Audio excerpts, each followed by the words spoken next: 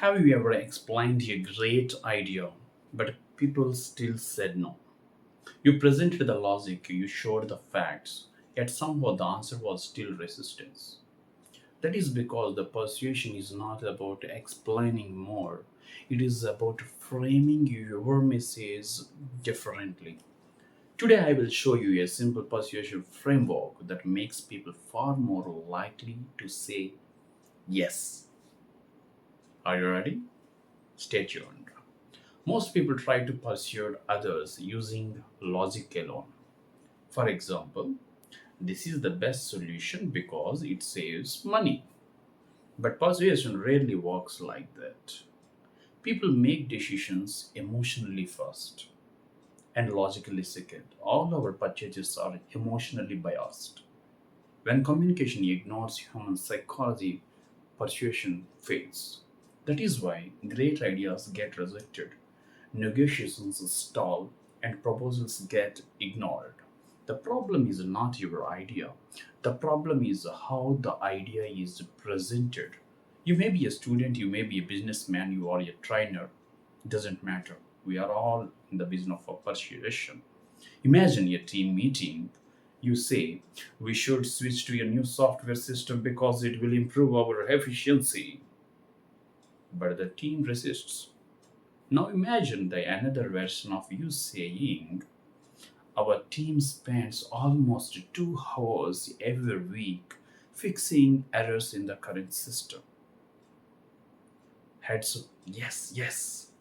Then you add, there is a new system that removes most of these problems. Same idea, different result. Because now the idea connects to a real problem and people feel, and that is connected to them. So let me reveal a framework which make you get yes. To proceed effectively, use the simple method. I call it PACT. PACT. State the problem, get the agreement, and change the perspective and transform the people. Start with the problem. What is the pain point they are facing? State that before presenting your idea, highlight the problem more. Our team spends 2 hours every week fixing the system errors, even weekends going into it. Now people recognize the issue and connect to that problem. Now get the agreement. Number two, build shared understanding. Get people to agree with the problem. Yes, we are all facing the problem. It is the agreement. I think everyone here has experienced the same frustration as I am. When people agree, resistance automatically drops. Number three, change.